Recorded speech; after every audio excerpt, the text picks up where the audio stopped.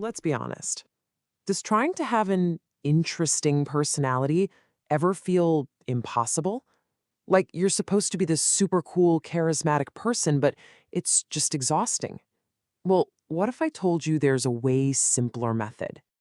I want you to think back for a second, way back. Remember being 5?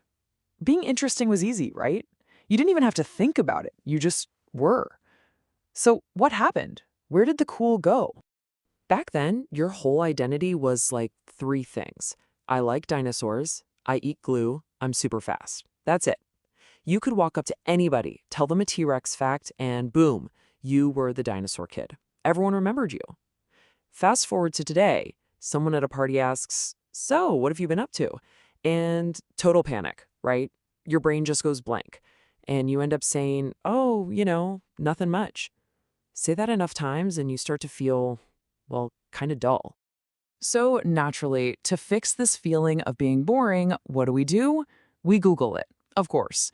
But here's the kicker. Most of the advice you'll find online, it's actually making things worse. Let's talk about the #1 piece of advice you always hear. Just be yourself. Okay, I'm going to say it. That is terrible advice.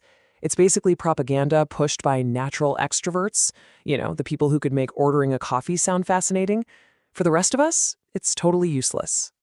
Okay, so you keep looking and you find stuff like this. Take a class, travel more, collect a bunch of random hobbies. But here's the problem with that. Just having a list of hobbies doesn't automatically make you interesting. The real goal isn't just to do stuff, it's to be memorable.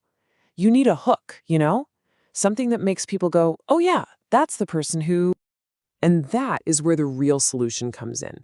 It's a strategy designed specifically to create that hook. It's called the spike method. So what exactly is a spike? Well, it's all about going deep on one thing instead of trying to be well-rounded and good at everything. And get this is actually a secret that top colleges use. They're not really looking for the well-rounded student.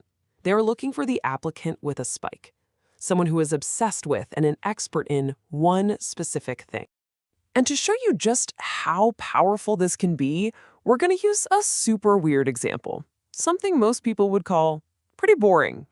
Cleaning. Yeah, I said cleaning. Just stick with me, this is where it gets really interesting. Here's the incredible thing about focus.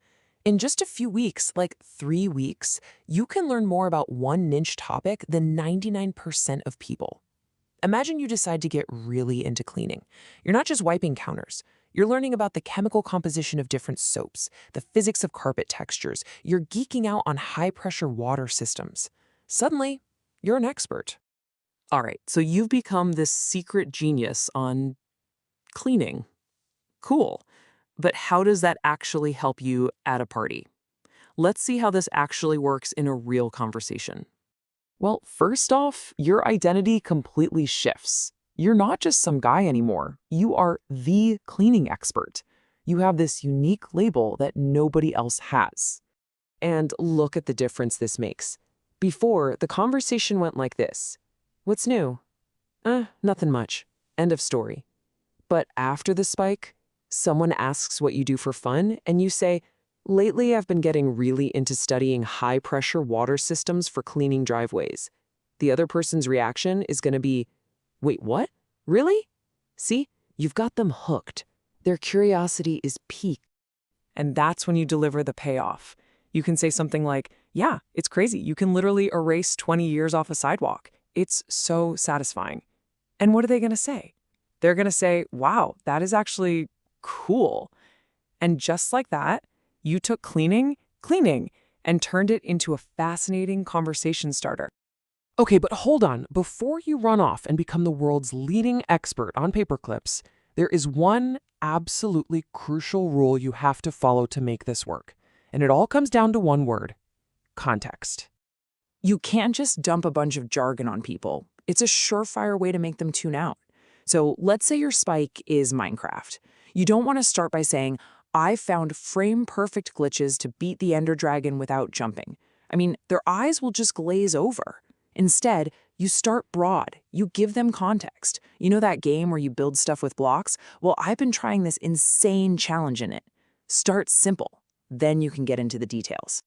Think about it like this. You want to be Bill Nye, not a PhD geologist giving a lecture, right? Bill Nye can take something super complex, like a volcano, and make it sound amazing and simple. The geologist might use a ton of big words and put everyone to sleep. Your goal is to be the Bill Nye of your topic. Make it accessible. So let's just recap the whole thing. The Spike method is really just 3 simple steps. First, pick a niche. Anything. It doesn't matter how weird it is, as long as you're curious about it. Second, become an expert. Go down that rabbit hole and learn everything you can. And third, and this is the most important one, learn to explain it simply. That's the whole formula. Which brings us to the final, most important question of all. What's your spike going to be? Come on, think about it. What's that one weird thing you already know a little too much about, or something you've always wanted to dive into? Could be competitive knitting, the entire history of forks, I don't know, the secret lives of garden gnomes. Whatever it is, that's it.